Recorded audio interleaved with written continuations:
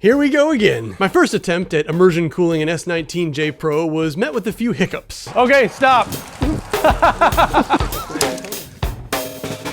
Some really nice looking temperatures, but ultimately failure due to an oversized pump and pretty much all the wrong materials. I ended up with all these tiny bubbles in the system, which would have eventually ruined the pump and probably would have collected inside the guts of the ASIC miner, which could have caused like some tiny little portion of one of the boards to heat up and just fall on its own sword. But we're back again with the same cool tank, courtesy of Engineered Fluids, a new flow control plate, all new hard lines, a new super beefy radiator, and a day-long quick evolution of pump types and sizes. Dielectric Immersion Cooling and S19J Pro Mark II, this time with an overclock. My name is Nicholas Johnson, and this is the Space Warehouse. The primary problems that need to be overcome in an immersion cooling system are using the right type of liquid, coming up with a tank design that separates a hot side and a cold side so that you can draw out the hot liquid and replace it with cool coolant, sizing your pump and your heat rejection properly for what you're trying to cool, and finally doing this with components that won't dissolve in the coolant that you're using to achieve this process. To prepare your S19J Pro for immersion, you're going to have to take the fans off. But that's not all. The machine won't run without fans, so we have to trick it. Some nerd came up with these little chips that fit into the fan slots and whisper lies to the control board to make it think that there's an ASIC fan in it. It's a brilliant solution. They're called spoofers, and I'll put a link to these ones in the description. That's all you really need to do for preparation. For coolant, I'm using BitCool dielectric fluid. There's also a company called DCX that sells their own dielectric fluids that come with their pre-designed tank and dry cooler system. And some people use mineral oil. Each of these choices come with their own obstacles, but since I'm using BitCool, that's what I've solved for and know the most about. BitCool tends to destroy certain types of plastics and rubber. There's a compatibility list for which materials will survive its ire, and I'll put a link to that in the description of this video. Without consulting that list, whatever pump and fluid lines you use may become brittle over a short period of time and crack. CPVC is on the approved list, so I'm building my BitCool superhighway out of that. Unfortunately, you cannot use regular PVC pipes without degradation. In order to connect these CPVC lines to my copper radiator, I found these pieces that needed to be soldered to the radiator, so that was a fun little learning curve. But I worked it out. Made a little bit of a mess, but it's watertight. Next, I added a T-valve on the top so I could completely fill the system with fluid before turning the pump on. Of course, then I couldn't find a funnel in the warehouse, so I didn't end up using that, but that's why it's there. I put a ball valve in just after that T so I could control the filling so the fluid would go into the radiator side rather than back down towards the pump. For heat rejection, I'm using this copper radiator. It's actually designed for a wood stove forced air heater to do, I guess, the exact opposite of what I'm using it for. But its spec sheet says that it can move 200,000 BTUs of heat, and that's way more than this miner will put out. It's possible I just don't understand that data point, but the first pump I used today had more than one mistake involved. First, after I filled up the tanks with BitCool, I noticed that I had piped the pump in backwards.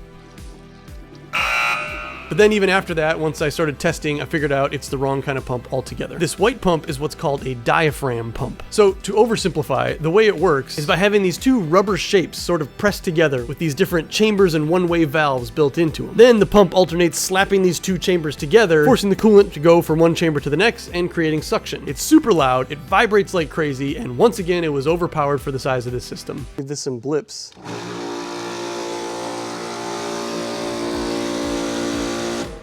Unfortunately, that meant I had to take it out of an already filled up system and swap it out for this little red transfer pump I had also ordered. That was a medium messy process.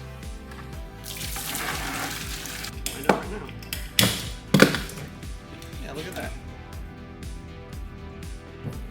On my next design, I'm gonna remember to put a ball valve on the part where I empty the tank also. So that was dumb, but I learned a lot from it and I was able to plumb in the next pump without much incident. So this next pump, this little red pump, is a centrifugal pump. This thing basically has an impeller that just spins continuously in a specially shaped chamber. And like a merry-go-round, throwing kids off the side, it forces liquid outward where it's funneled into the outlet port. These pumps run extremely quiet, almost silent. Just barely hear, I'll cup my hand.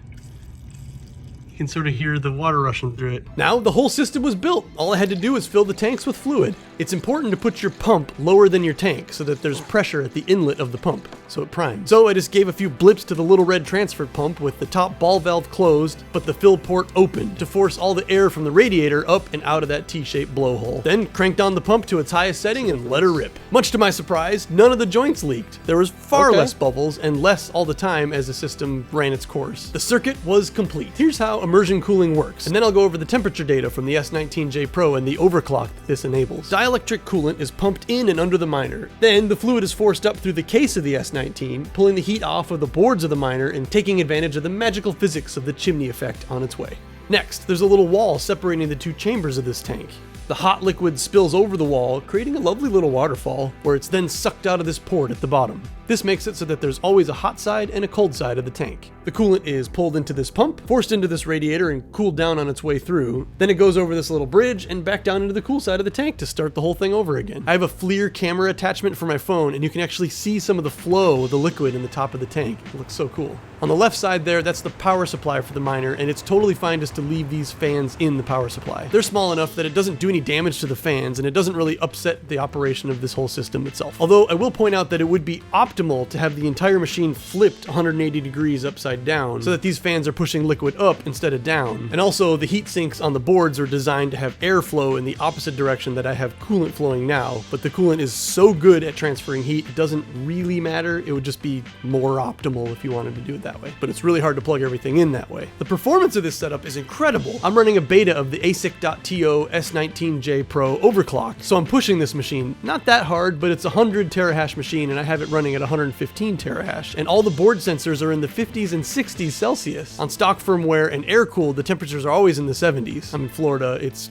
always summer. That means that even though you gotta buy pumps and tanks and radiators and all the stuff to make it go, the speed boost will pay for itself really fast. This overclock should be available to the public inside the month of January 2022. It'll be free, you just have to give up 2.8% of your hash rate for the opportunity to drive your machines up to 40% harder if you want to. Side note, that will pull 40% more power also, so prepare your breakers accordingly. This Mark II design was still in the proof of concept stage, but I'm sold. This proves to me at least that I can build my own immersion system that works. It's about 6 hours later now that I'm back in the studio filming this portion of this video, and everything is completely stable. All the temperatures are exactly the same as they were this afternoon. I do want to point out again though that this little red pump that I'm using is not the right pump. It has rubber and plastic on the inside made from materials that I don't know what they are, so I wouldn't feel comfortable running this thing permanently. But I've already sourced a known Bitcool compatible pump. It's called the March MDX MT3 Magnetic Drive Centrifugal Pump 0135 0036 0100. Once that pump and my two larger tanks arrive, I'll be building a permanent system in the she shed. I will film it, and I will share the component list with anyone who cares to try to make their own. The Mark III design is going to be a box inside a box design. Same concept, the inner box will house the S19J Pros, and I will pump fluid into the bottom of it. That fluid will spill up and out of the inner box into the outer box, and it'll be pumped out into a radiator and back into the inner box again. I came up with the design on a little piece of paper, and I shared it on my Discord server, link in the description, and some of the guys on there helped me make some refinements, and one of them even mocked up this 3D CAD design you're seeing now. What an amazing little community forming in there. If you're looking for a place to buy Bitcoin mining equipment, I'm working with a trusted US supplier, Musk Miners, who I drove 1,500 miles north to go meet in person so I could verify their credentials and see that they're a legit business. They're in the Discord as well, answering questions and filling out orders for new hardware. You'll find them in the trusted hardware section of the Discord.